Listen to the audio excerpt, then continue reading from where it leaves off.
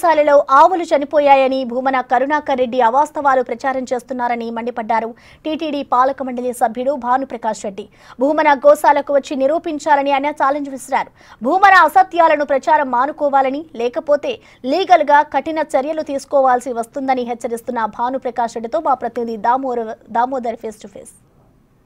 గోశాలలో గత 3 నెలల కాలంలో 100 ఆవులు పైగా మరణించాయంటూ మాజీ TTD chairman Bhumana Karunakar Reddy media సమావేశంలో తెలియజేశారు. దీనికి సంబంధించి టీటీడీ ఇప్పటికే ఒక ఖండన కూడా విడుదల చేసింది. ఇలాంటివి ఏమీ జరగలేదు, కొన్ని మాత్రం ఏదో అనారోగ్య కారణంగా మరణించి ఉంటాయి, అది రెగ్యులర్గా జరిగే ప్రాసెస్. అంతేకాకుండా ఇలాంటి అవాస్తవాలను దురుద్దేశంతో చేశారంటూ కూడా ఖండన చేసింది. దీంతోపాటు టీటీడీ పాలక మండలి సభ్యుడు భానుప్రకాష్ రెడ్డి ఈ విషయాన్ని బహిరంగంగా ఖండించాడు. దీంతోపాటు ఏదైతే గోశాలను చూడడానికి ఓపెన్గా రమ్మంటూ కూడా ఛాలెంజ్ చేశాడు. ప్రస్తుతం మనతో భానుప్రకాష్ రెడ్డి ఉన్నాడు. సార్ చెప్పండి, ఏదైతే భూమన కరుణాకర్ రెడ్డి చేసిన ఆరోపణలా లేకపోతే వాస్తవాలు? పూర్తిగా అవాస్తవం. అది భగవంతుడి మీద నమ్మకం, విశ్వాసం లేని వ్యక్తి ఈరోజు భగవంతుని ఆధారంగా రాజకీయ లబ్ధి పొందాలని చెప్పి మా ఎన్డీఏ కూటమిని పై మసిపూసే కార్యక్రమానికి వారు శ్రీకారం చుట్టారు. ఇది మంచిది కాదయ్యా కరుణాకర్ రెడ్డి గారు. ఈరోజు మీరు చెప్పినట్టు సంఖ్య గోవులు బక్కచిక్కిపోయాయి, 100 గోవులు చనిపోయాయని చెప్పి ఒక అవాస్తవ అసత్య ఆరోపణని శ్రీవారి భక్తుల్లోకి తీసుకెళ్లారు. నేను మీకు ఛాలెంజ్ చేస్తున్నాను, మా దగ్గర దానికి సంబంధించిన డాక్యుమెంట్స్ ఉన్నాయి, మీరు రండి ఒకసారి పరిశీలిస్తాం. మీరు చెప్పింది అబద్ధం అయితే మీరు రాజకీయాల నుంచి తప్పుకుంటారని చెప్పి భారతీయ జనతా పార్టీ మిమ్మల్ని సవాల్ విసురుతాను. మీరే ఒక సమయం చెప్పి రమ్మనొచ్చు కదా. ఎందుకు తప్పుడు సమాచారం, తప్పుడు విషయాలు మాట్లాడింది వారు కాబట్టి మేము ఎందుకు చెప్పాలండి? తప్పు వాళ్ళు చెప్పారు, మేము కరెక్ట్ చేసి మా దగ్గర ఏం తప్పు జరగదు కాబట్టి మేము సిద్ధంగా ఉన్నాం. వారు ఎప్పుడు వచ్చిన సరే మేము చూపించేదానికి సిద్ధంగా ఉన్నాం. మంది మారణంతో అదేదో ఒక రాజకీయ ప్రోగ్రాం మారిగా వచ్చేది కాదు. మీరు రండి, ఒకరే రండి, నేను ఒకరే వస్తాను, మా అధికారులతో కూర్చొని మీకు ఉన్నట్టు అనుమానాలు తీర్చేదాన్ని మేము సిద్ధంగా ఉన్నాం. తొక్కిస్లాట్ సమయం నుంచి ఫుల్ టైమ్ డైరెక్టర్ లేడు, అదేవిధంగా డాక్టర్స్ సిబ్బంది కొరత ఉంది, ఆహారం కొరత కూడా తీవ్రంగా ఉంది. ఇలాంటి పరిస్థితుల్లో గోశాలను మేము ఎంతో ఉన్నతంగా తీర్చిదిద్దాం. వందలాది ఆవులను ఇతర రాష్ట్రాల నుంచి దేశవాళీ ఆవులు తెప్పించాము. దేశవాళీ ఆవులతో నెయ్యితో ఏదైతే స్వామివారి నైవేద్యాలు తయారు చేసి ఇచ్చాము, దేశవాళీ సాంప్రదాయ వంటలతో నైవేద్యాలు చేయించాము. ఇవన్నీ తీసివేసి ఏదైతే టీటీడీ ప్రతిష్టను తీవ్ర స్థాయిలో గత 10 నెలలుగా మంటగలిపింది కూటమి ప్రభుత్వం అని కూడా అంటున్నారు. ధార్మిక క్షేత్రాన్ని ధనార్జన క్షేత్రంగా మార్చింది జగన్మోహన్ రెడ్డి అని బ్యాచ్ కదా. ఏదైతే మీరు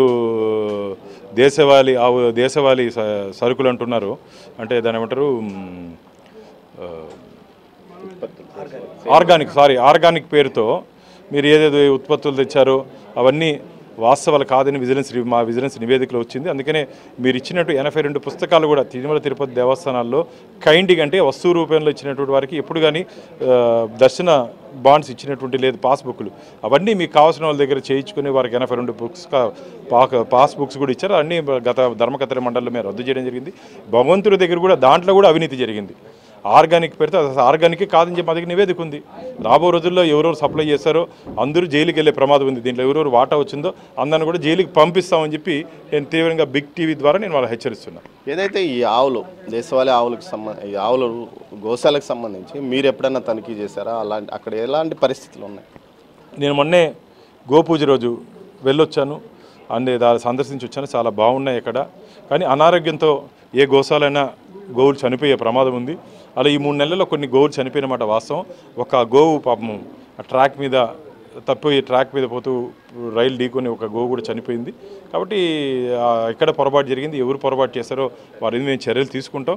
కానీ ఇలా అవాస్తవాలు ప్రజల్లోకి తీసుకుని వెళ్ళి, అసత్యాల్ని ప్రజల్లోకి తీసుకుని వెళ్ళి తిరుమల తిరుపతి దేవస్థానాల ప్రతిష్టతను దిగజార్చే విధంగా రాజకీయ లబ్ధి కోసం తిరుమల క్షేత్రాన్ని వాడుకోవడం కరుణాకర్ రెడ్డి గారికి మంచిది కాదని చెప్పి మరో ఆరోపణ కూడా చేశాడు. ఏదైతే దేశవాళీ ఆవుల పునరుత్పత్తి కోసం వెటర్నరీ యూనివర్సిటీ ఒక ఒప్పందం చేసుకున్నాము, పెద్ద ప్రాజెక్టు కూడా ప్రారంభించాము.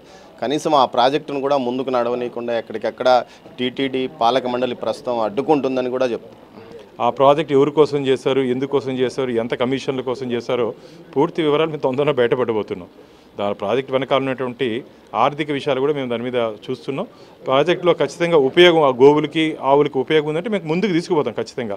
మాకు ఎందుకంటే వారు చేసినటువంటి అక్కడ ఏదైనా మంచి పనులు ఉంటే ఏవి మంచి పనులు చేయలేదు కాబట్టి మేము ఆలోచిస్తూ ఉన్నాం తప్ప మాకేం వారు కానీ మంచి పనులు చేసి దాన్ని నిలిపేయాలని చెప్పే దురుద్దేశం మాకైతే లేదు. వాళ్ళకు ఉందేమో మేము మంచి చేస్తే నిలిపేయాలని చెప్పి, వారు ఏదైనా మంచి చేస్తుంటే దాన్ని ముందుకు తీసుకుపోయేదానికి మేము సిద్ధంగా ఉన్నాం. అంటే ఇది దుష్ప్రచారం అంటున్నారు, దీని మీద ఏమైనా మీరు లీగల్గా ముందుకు వెళ్ళే అవకాశం? ఖచ్చితంగా టీటీడీ అధికారులతో కూడా నేను మాట్లాడుతున్నాను, మా లీగల్ టీంని. దీని మీద వారికి లీగల్ నోటీసు కూడా ఇవ్వాల్సిన అవసరం ఉంది. మా లీగల్ ఎక్స్పర్ట్ అజయ్ కుమార్ గారు కూడా ఇప్పుడే మాట్లాడడం జరిగింది. ఒకసారి స్టేట్ లీగల్ సెల్తో మాట్లాడిన తర్వాత దీని విధంగా పార్టీ పరంగా ఏ విధంగా చర్యలు తీసుకోవాలో మేము కూడా తీసుకుంటాం. టీటీడీ మీద ఇంత పెద్ద అభాండం మీరు అంటున్నట్లు అభాండం అయితే మీరు మీడియాను కానీ ఇతరులను కానీ ఏదైతే స్థానికులను కానీ తీసుకెళ్ళి ఇక్కడ జరుగుతుంది, ఇక్కడ ఇది జరుగుతుంది, చేస్తున్న ప్రచారం అవాస్తవం అని మీరెందుకు బయటపెట్టలేరు?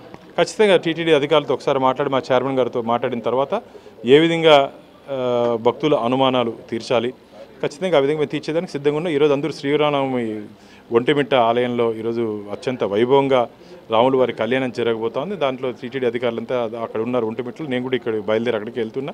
ఒకసారి టీటీడీ అధికారులతో మాట్లాడిన తర్వాత మీడియా మిత్రులకి ఖచ్చితంగా అక్కడ ఉన్నటువంటి మీకున్నటువంటి అనుమానాలు కూడా ఏదైనా ఉంటే తీర్చేదాన్ని మేము సిద్ధంగా ఉన్నాం. తిరుమల, తిరుపతి, పలంనేరు ఈ 3 చోట్ల మీ గోశాలలు నడుస్తున్నాయి.